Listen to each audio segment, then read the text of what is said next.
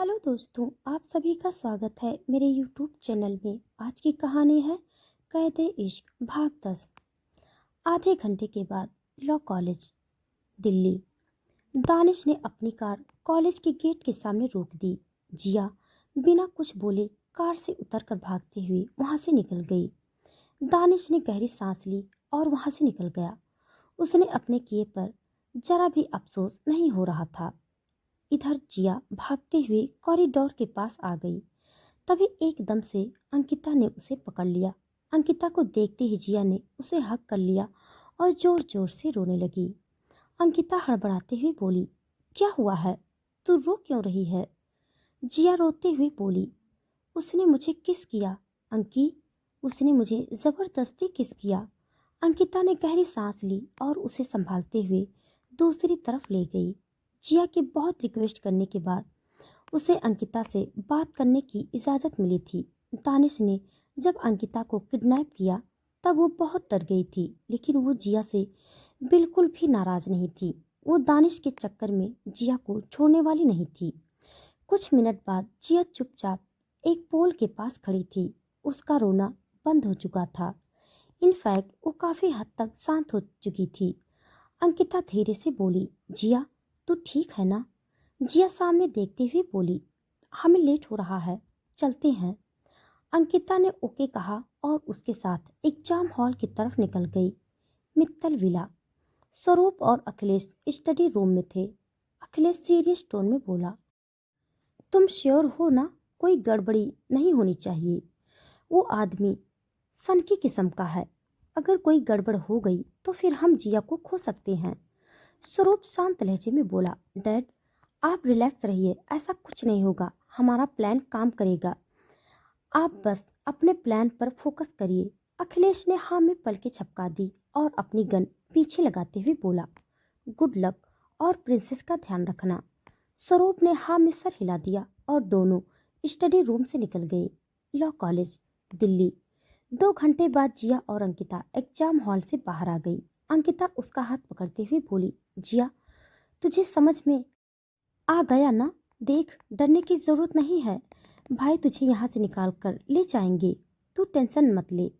जिया घबराते हुए बोली, लेकिन अंकी प्लान फेल हो गया तो? उसने कहा था वो मेरे पैर काट देगा। अंकिता ने उसके हाथों को अपने हाथ में लिया और हल्के से मुस्कुराते हुए बोली, कितना भोली है तू, वो तो सिर्फ तुझे डरा रहा था पगली। जिया ने ना में सर हिलाते हुए बोली, नहीं वो सीरियस था, तुझे नहीं पता वो कैसा है। अंकिता जल्दी से बोली, अच्छा ठीक है, हम इस टॉपिक पर बाद में बात करते हैं, ओके। जिया ने हाँ में सर हिला दिया और अंकिता उसे अपने साथ लेकर जाते हुए बोली, अब चल, हमें ऑडिटोरियम में पहुंचना है, पता नहीं कौन सी अनाउंसमेंट करने वाले हैं। कुछ मिनट बाद सभी स्टूडेंट्स ऑडिटोरियम में थे। जेम्स मैन दरवाजे के पास खड़े होकर जिया को देख रहा था। जिया को भी ये बात पता थी कि दानिश ने जेम्स को उसके पीछे लगा रखा है। तभी प्रिंसिपल स्टेज पर आ गए और उन्हें देखते ही सभी स्टूडेंट्स चुप हो गए। प्रिंसिपल ने माइक लिया और मुस्कुराते हुए बोले, डियर स्टूडेंट्स, आज एग्जाम का आखिरी दिन है और जैसे कि आप सब जानते हैं कि हमारा कॉलेज लास्ट ईयर के स्टूडेंट्स के लिए फेयरवेल पार्टी अरेंज करता है। बोलते हुए उन्होंने फेयरवेल पार्टी के बारे में स्टूडेंट्स को बता दिया। कुछ मिनट बाद अनाउंसमेंट खत्म हो चुकी थी। सभी स्टूडेंट्स वहां से जाने लगे। मौके का फायदा उठाकर अंकिता ने जिया का हाथ पकड़ लिया और दूसरी तरफ से उसे अपने साथ ले गई। इधर स्टूडेंट्स ने ऑडिटोरियम से बाहर जाने के लिए भीड़ लग रही थी। जेम्स जिया को देखने की कोशिश कर रहा था, लेकिन जिया तो कब की वहां से गायब हो चुकी थी। जेम्स जैसे तैसे अंदर की तरफ आ गया, लेकिन अब उसे जिया कहीं नजर नहीं आ रही थी। उसने जल्दी से अपना फोन निकाला और किसी को कॉल लगा दिया। दूसरी तरफ अंकिता और जिया पीछे के रास्ते से बाहर आ गई थी। अभी एक कार उनके सामने आकर रुकी। दोनों लड़कियां बिना देरी किए कार के अंदर बैठ गई और कार वहां से निकल गई। Warner textile. Danish meeting room में था और सामने एक प्रेजेंटेशन चल रही थी। एक लड़की प्रेजेंटेशन दे रही थी और दानिश गौर से उसकी बातें सुन रहा था।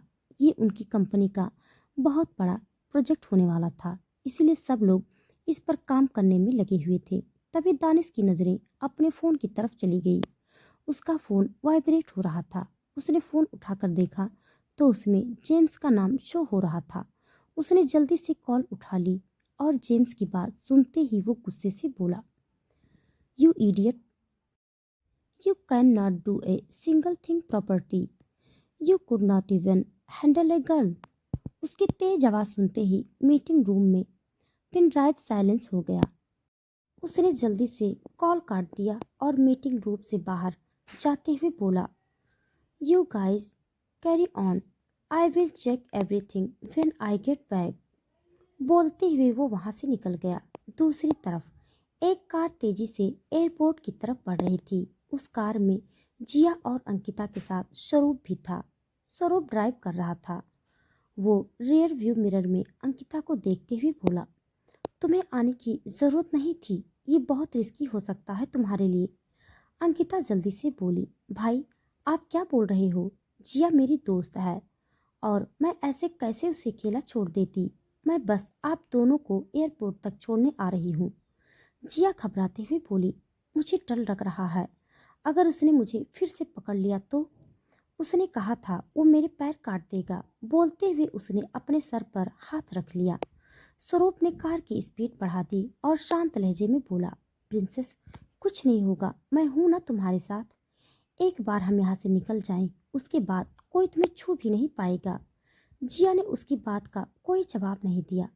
करीब आधे घंटे के बाद उनकी कार एयरपोर्ट पहुंच गई थी। स्वरूप जल्दी से कार से बाहर आ गया और उसने इधर उधर देखा। उसके बाद उसने लड़कियों को बाहर आने का इशारा किया। वहां पहुंचने के बाद अंकिता वहां से निकल गई। दूसरी तरफ एयरपोर्ट के अंदर का माहौल अलग ही था। धीरे धीरे लोग वहां से जा रहे थे। ऐसा लग रहा था जैसे पूरा एयरपोर्ट खाली होने वाला है। स्वरूप और जिया भागते हुए एयरपोर्ट के अंदर आ गए और ठीक उसी वक्त पुनीत उनके सामने आ गया। उसे देखते ही दोनों के कदम रुक गए। स्वरूप हैरानी से बोला, आप यहाँ क्या कर रहे हैं? पुनीत जल्दी से बोला, अभी बताने का वक्त नहीं है। अखिलेश ने मुझे बताया कि तुम्हें सही सलामत अपनी मंजिल पर पहुंचना है। जल्दी से मेरे साथ आओ। बोल कर वो आगे निकल गया। इधर जिया ने स्वरूप का हाथ पकड़ते हुए उसे रोक लिया। स्वरूप उसकी तरफ देखते हुए बोला, क्या हुआ प्रिंसेस? जिया धीरे से बोली, भाई आप इस आदमी को कैसे जानते हैं? स्वरूप पुनीत को देखकर हैरानी से बोला, आप यहाँ कर रहे हैं? पुनीत जल्दी से बोला, तभी बताने का वक्त नहीं है। अखिलेश ने मुझे बताया कि तुम्हें सही सलामत अपनी मंजिल पर पहुंचना है। जल्दी से मेरे साथ आओ। बोल कर वो आगे निकल गया। इधर जिया ने स्वरूप का हाथ पकड़ते हुए उसे रोक लिया। स्वरूप उसकी तरफ देखते हुए बोला, क्या हुआ प्रिंसेस? जिया धीरे से बोली, भाई आप इस आदमी को कैसे जानते हैं? स्वरूप जल्दी से बोला, वो पापा के साथ काम करते हैं। अब जल्दी चलो, मेरे पास वक्त बहुत कम है। जिया उसका हाथ पीछे खींचते हुए बोली, ये आदमी मिस्टर वार्नर के घर आया था।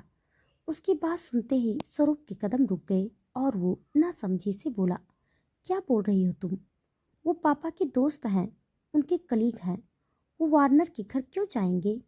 जिया सीरियस होकर बोली, वो सब मुझे नहीं पता, लेकिन ये आदमी वहाँ आया था। बोलकर उसने स्वरूप को पूरी बात बता दी। उसकी बात सुनने के बाद स्वरूप को धीरे धीरे सब समझ में आ रहा था। तभी पुनीत उसके पास आकर बोला, तुम दोनों अभी तक यहीं हो? जल्दी चलो। जिया जल्दी से बोली, मुझे वॉशरूम जाना है। उसकी बात सुनते ही स्वरूप पुनीत की तरफ देखते हुए बोला, आप आगे जाइए, मैं प्रिंसेस को लेकर अभी आता हूँ। बोलते हुए जिया को लेकर वॉशरूम की तरफ निकल गया। इधर पुनीत ना में सर हिलाते हुए आगे निकल गया। वॉशरूम के पास आते ही स्वरूप धीरे से बोला, प्रिंसेस तुम्हें पूरा यकीन है ना कि ये आदमी वही था? जिया इरिटेट होकर बोली, भाई आपको मुझ पर यकीन क्यों नहीं हो रहा? मैं सच बोल रही हूँ।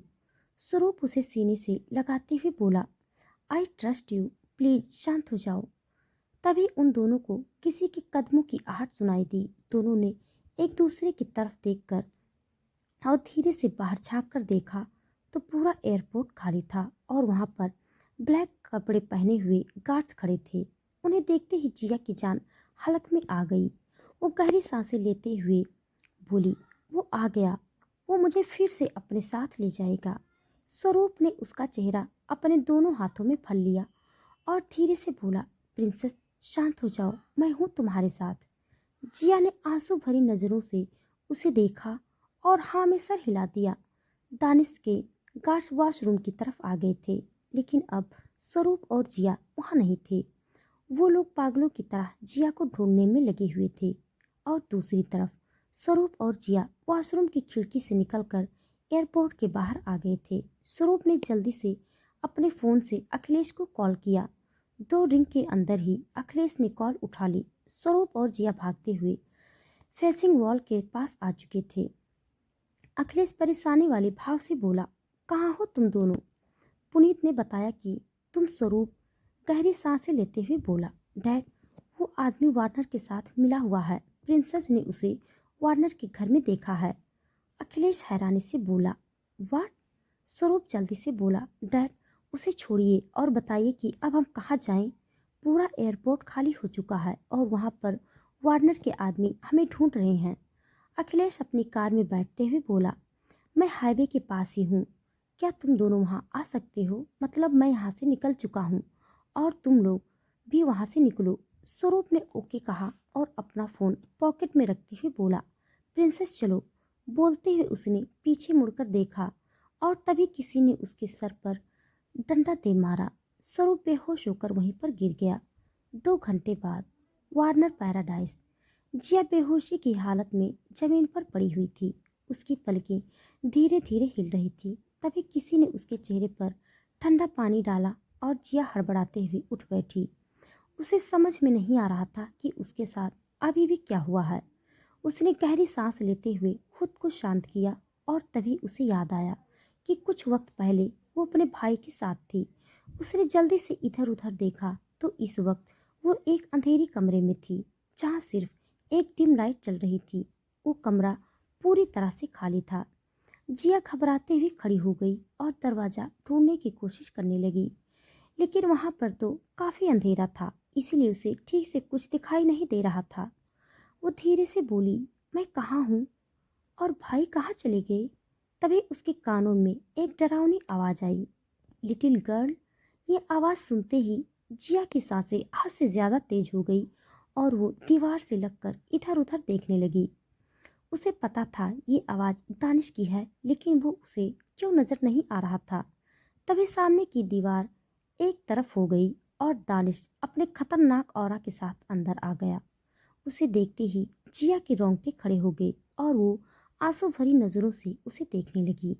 दानिश उसकी तरफ कदम बढ़ाते हुए बोला, मैंने कहा था ना, पैराडाइज के बाहर कदम रखोगी तो तुम्हारे पैर काट दिए जाएंगे।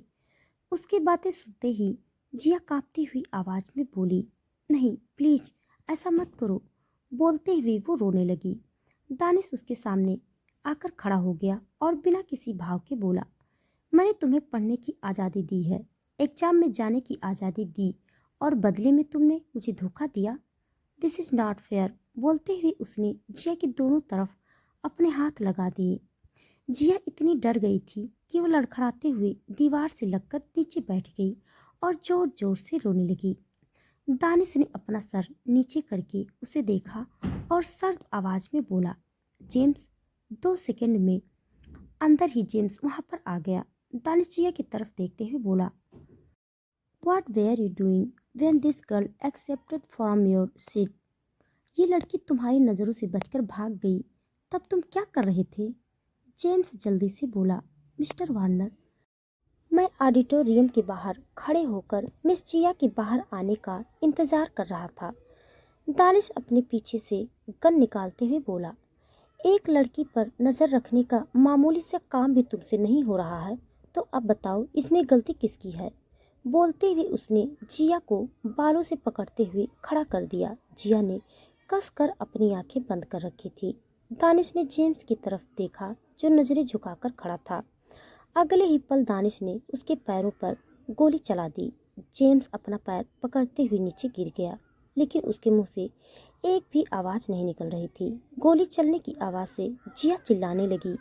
दानिश ने उसकी ठुड्डी पर गन रखी और उसका चेहरा ऊपर उठाते हुए बोला, little girl, open your eyes. Jiya ने धीरे से अपनी आंखें खोली और गन देखते ही वो घबराते हुए दानिश को देखने लगी। दानिश उसके गाल पर गन फेरते हुए बोला, चलो अब तुम्हारी बारी है। तुम्हारे पैर कुछ ज्यादा ही भाग रहे हैं तो उन्हें एक जगह पर फिक्स कर देते हैं। उसकी बात सुनते ही जिया बुरी तरह से रोते हुए बोली, please I am sorry, please don't do this. तो दोस्तों आज के लिए बस इतना। इसके आगे का